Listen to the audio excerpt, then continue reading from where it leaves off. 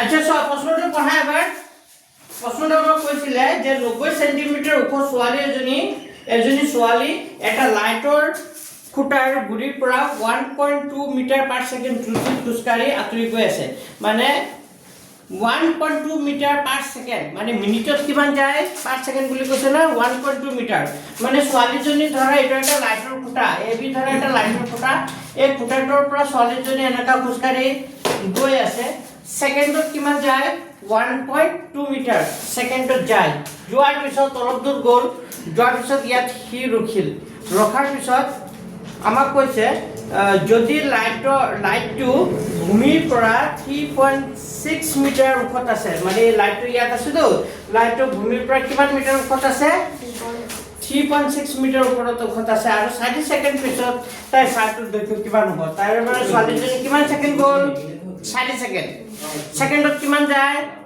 1.2 metre সেকেন্ডত যদি 1.2 metre যায় তে 60 সেকেন্ডত কিমান যাব ওলাব পাৰি তো ছোৱালীজনী 60 সেকেন্ড মানে ইয়াৰ পৰা এইখিনি গৈছে সেকেন্ডত 1.2 মিটাৰ কে 60 সেকেন্ড গৈছে যোৱাৰ পিছত এইখিনি গৈছে তো এইখিনিৰ পৰা এইখিনি যোৱাৰ পাছত ছোৱালীজনী চাৰ্ট দৈৰ্ঘ্য কিমান হ'ব এইখিনি কি কৰিব লাগে ওলাব লাগে বুজি পাইছা আচ্ছা প্ৰশ্নটো চোৱা মই প্ৰথমে এক স্টাৰ্টিংৰ পৰা কৈছো ধৰা হ'ল লাইটৰ খুঁটাটো এবি লাইটৰ খুঁটাটো মই কি ধৰিছো এবি ইয়াত তুমি লাইট এটা আঁকি দিলে এনেকা আঁকি দিব পাৰা বুজি পাইছা এনেকা ধুনীয়াকে কিতাপত আঁকি দিছে ইয়াত এটা লাইট এইটো লাইট আছে বুলি ভাবি লোৱা ইয়াত কি আছে লাইট আছে বুলি ভাবি লোৱা ইয়াত লাইটৰ খুঁটাটো কি বুলি ধৰিছো মই এবি আৰু 40 সেকেন্ড পিছত ছোৱালীজনী লাইটৰ খুঁটাটোৰ পৰা আঁতৰি গৈ পোৱা অৱস্থাত চিডি আৰু 40 সেকেন্ড পিছত ইয়াৰ পৰা এইখিনি চিডি নহয় বিডি কিমান সেকেন্ড গৈছে 40 সেকেন্ড ইয়াৰ পৰা এইখিনি যাওঁতে কিমান সময় লাগিছে তাই 40 সেকেন্ড 40 সেকেন্ড পিছত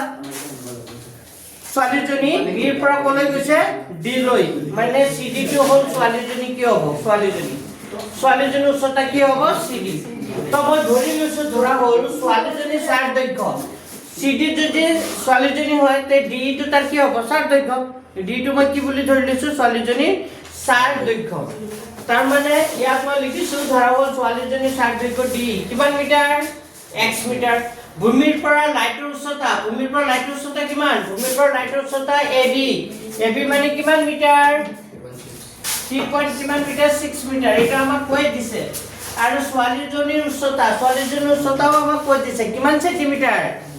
90 সেন্টিমিটাৰ আছিল সেন্টিমিটাৰটোক আমি কিহলৈ লৈ যাম 90 সেন্টিমিটাৰ দি আছে ছোৱালীজনীৰ উচ্চতা তো 90 সেন্টিমিটাৰক এখৰা হৰণ কৰি দিয়াৰ লগে লগে এইটো কিহলৈ গুচি যাব মিটাৰলৈ তাৰ মানে ছোৱালীজনীৰ উচ্চতা আমি পাই গলো 0. কিমান মিটাৰ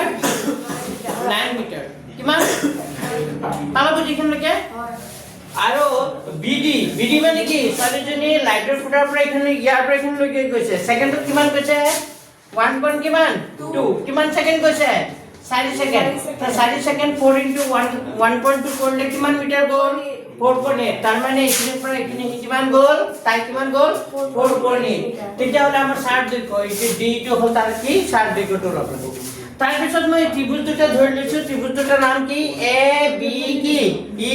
এই মানে সবটলে চোৱা ত্ৰিভুজ দুটা মই কি ধৰিছো এ বি কি ধৰিছো ই আৰু কি ধৰিলো সি ডি কি ধৰিছো ই এতিয়া এই ত্ৰিভুজ দুটা যদি তুমি এনেকে আঁকি লোৱা ত্ৰিভুজ দুটা হ'ল এ বি আৰু কি ই আৰু এটা ত্ৰিভুজ কি এই হলো ত্ৰিভুজটো সি ডি কি ই আচ্ছা এই দুটা ত্ৰিভুজৰ কি সমান হ'ব এ বি আৰু সি ডি দুটা ত্ৰিভুজৰ কি সমান হ'ব এ বি কোণটো সমান হ'ব কাৰ লগত সি ডি এ বি কোণটো এ ডি কোণটোৰ লগত কি হৈ যাব সমান কিয় প্ৰত্যেকে 90 ডিগ্ৰী আৰু ই কোণটো সব দুইটা ত্ৰিভুজতে আছে নে দুইটা ত্ৰিভুজত থকাৰ কাৰণে ই কোণটো কাৰ লগত সমান হ'ব ইৰ লগত কাৰণটো কি সাধাৰণ কোণ এটাকে ত্ৰিভুজ দুটা কি হৈ যাব সদৃশ আৰু যেতিয়া ত্ৰিভুজ দুটা সদৃশ হ'ব তাৰ বাহুবোৰ কি হৈ যাব সমানুপাতিক এটা কোনটো বাহু কাৰ লগত সমানুপাতিক হ'ব এ বি বাহুটো সমানুপাতিক হ'ব কাৰ লগত সি ডি আৰু এ বি বাহুটো সমানুপাতিক হ'ব কাৰ লগত ডি ই তো আমি নেক্সট সাইডটো এইটো লাইন দিছো তো নেক্সট ওপৰখিনি মই মুছি দিছো ত্ৰিভুজ দুটা যেহেতু সদৃশ হৈ গৈছে ত্ৰিভুজ দুটা যেটা সদৃশ হৈছে তা বাহুবোৰ কি হৈ যাব সমানুপাতিক তো লিখিবা এটো এ বি বাহুটো সমানুপাতিক হ'ব কাৰ লগত AB বাই কি হৈ যাব CD আৰু এই B বাহুটো সমানুপাতিক হ'ব B বাহুটো সমানুপাতিক হ'ব কাৰ লগত DE বাই ইয়াত লিখিব পাৰা CP কি হ'ব SK corresponding parts of similar triangle এটা AB মানে আমি জানো AB মানে কিমান দি আছিল 3.6 আৰু CD মানে জানো 0. কিমান AB মানে হল 3.6 CD মানে হল 0.9 সমান হ'ব BE B মানে কিমান আছিল আচ্ছা B আমি নাজানো কিন্তু B টোক আমি ভাঙি দিব পাৰো B টো ভাঙি দিলে হ'ব আমি এনেকা লিখিব পাৰো BD প্লাস কি লিখিব পাৰো B মানে এখানে পৰে এখানে B মানে আমি লিখিব পাৰো BD প্লাস কি লিখিব পাৰো DD আৰু এই D টো জানো D টো আমি কিমান বুলি ধৰি দিছিলো x সো ইয়াৰ এটাৰ আগত দশমিক কি কৰি দিব পাৰি উঠাই দিব পাৰি বচ্চে ধৰে পূৰণ কৰিলে দশমিক কি হৈ যাব উঠি যাব তাৰ তলত 9 থাকিব ওপৰত কিমান থাকিব 36 আৰু এইটো তলত কি আছে x লিখিলো এই BD মানে কিমান পাইছিলো 4 কি পাইছিলো 8 আৰু D মানে কিমান পাইছিলো D মানে কি আছিল D মানে কি আছিল x তো এটা 9 গুণ 9 9 4 গুণ কিমান হ'ব 9 4 গুণ কিমান 36 এতিয়া তুমি এক কাম কৰা ভগ্নাংশ পূৰণ কৰি দিয়া 4 ৰ লগত x পূৰণ কৰিলে কি হ'ব 4x আৰু 1 ৰ লগত এইটো পূৰণ কৰিলে 4.8 প্লাস কিমান হ'ব x হ'ব এতিয়া কাম কৰা x কিনে এফালে আনাছোন এটো 4x লিখিলা এই x টো ফুফালৰ পৰা বাফালে কিমান হৈ যাব -x হ'ব ইকুৱেল টু কিমান হ'ব 4.8 তা 4x ৰ পৰা x গুচি গলে কি থাকিব কথা নাব দিবা 4x ৰ পৰা x গুচি গলে কি থাকিব 3x ইকুৱেল টু কি থাকিব 4.8 এটা মান কাৰ মান লাগিব x ৰ মান লাগিব x ৰ মান হলে 4.8 ডিভাইডেড বাই কি হ'ব 3 তে 3 গুণ 3 3 6 গুণ 18 এটাৰ আগত দশমিক এটাৰ আগত তাৰ মানে x মানে কিমান পালো 1 পইণ্ট কি পালো 6 কি মিটাৰ তাৰ মানে কি आंसर এটাকে ছোৱালীজনী উচ্চতা না ছোৱালীজনী 60 দৈৰ্ঘ্য লব দিছিল তো লিখি দিবা ছোৱালীজনীৰ 60 দৈৰ্ঘ্য আমি কি বুলি ধৰিছিলো D মানে হল x ছোৱালীজনী 60 দৈৰ্ঘ্য D মানে আমি x মিটাৰ বুলি ধৰিছো আৰু x মানে আমি কিমান পালো 1 পইণ্ট কিমান মিটাৰ 6 মিটাৰ তো এইটো অংক আহিব পাৰে এইটো চাবা কাৰণ উদাহৰণৰ অংকটো ফটকে দি দিব পাৰে এইটো মই কৰি দিয়া নাছিলো মই এইটো কৰি দিছো এইটো চাই দিবা বুজি পাইছে ন অংকটো সহজ এখিনি সহজ ত্রিভুজ দুটা সঠিক কৰাৰ পিছত এখিনি কাম নহয় এখিনি সহজ এটা অটোমেটিক পাই যাব আৰু এইটো সবে আকি লবা তেতিয়া ভালকে আৰু বুজি পাবা এই সবেটো আকি লবা হ'ব আচ্ছা এতিয়া এই পেজ নম্বৰ 174 ৰ আগৰ অংকটো মই কৰালো 7 নম্বৰ অংকটো কৰাই দিছিলো এতিয়া 6 নম্বৰ অংকটো তো উদাহৰণ অংক বেছিকে আহিব তো উদাহৰণ অংক কিন্তু তোমালোকে চাবাই তো 6 নম্বৰ অংকটো কৰাই দিছো ছবিটো এটো দিয়া আছিল AOD আৰু BOC বা COB OA বা OA into OB সমান OC into OD দেখুৱা যে কোনটো সমান C কোণ আৰু B কোণটো সমান D কোণ বুলি দেখাব লাগে তো আমাক এইটো কথা দিয়া আছিল তো এইটোৰ জায়গাত আমি এনেকাকে পদা লিখিব পাৰো না OA বাই কি লিখিব পাৰো OC আৰু OD আছে কোন পৰা OB টো কলে এনে তলত আকৌ বৰ্গ পূৰণ কৰিলে এইটো হ'ব লাগিব OA into OB মিলিছে আকৌ OC into OD মিলিব লাগিব তাৰ পিছত এইটো এনেকা পদা লিখিলো এইটো সমীকৰণ মই কি দিলো নম্বৰ 1 এটা মই ত্ৰিভুজ দুটা ধৰি লৈছো ত্ৰিভুজ দুটাৰ নাম কি ত্ৰিভুজ AOD আৰু ত্ৰিভুজ কি ধৰিলো মই AOD আৰু ত্ৰিভুজ CO কি ধৰিলো B এই AOD আৰু COB এই দুটা ত্ৰিভুজৰ কোনটো বাহু কাৰ লগত সমানুপাতিক হ'ব কোৱাচোন OA বাহুটো সমানুপাতিক হ'ব কাৰ লগত OC আৰু OB টো আৰু OD টো সমানুপাতিক হ'ব কাৰ লগত OB এটা আমি পাইছো পাইছনে এক নম্বৰত পাইছে আৰু AOD কোনটো সমান হ'ব AOD কোনটো সমান হ'ব কাৰ লগত CO কাৰ লগত AOD কোনটো সমান হ'ব CO কি B কি কাৰণত আমাৰ বিপৰীত কোণ ইয়াতে দেখা পাই AOD কোনটো সমান COB কি কোণ বিপৰীত কোণ এতিয়া আমি কি পালো দুটা বাহু পালো আৰু কি পালো এটা কি পালো কোণ তেতিয়া হলে এই ত্ৰিভুজ দুটা কি শৰ্ত মতে এস এ এস সাদৃশ্য চতুৰ্ভুজ কি হৈ যাব সদৃশ আৰু যেতিয়া ত্ৰিভুজ দুটা সদৃশ হয় তাৰ অনুৰূপ কোণবোৰ কি হৈ যায় সমান তেতিয়াহ'লে ইয়াৰে কোণটো সমান হ'ব কোনটো কোণৰ লগত সি আৰু ডি কোণটো সমান হ'ব কাৰ লগত be by the rule of CPS এইটোৱে প্ৰমাণ পাইছে বুজি এটা এমসিকিউ কৰাই আছো নেক্সট এটা এমসিকিউ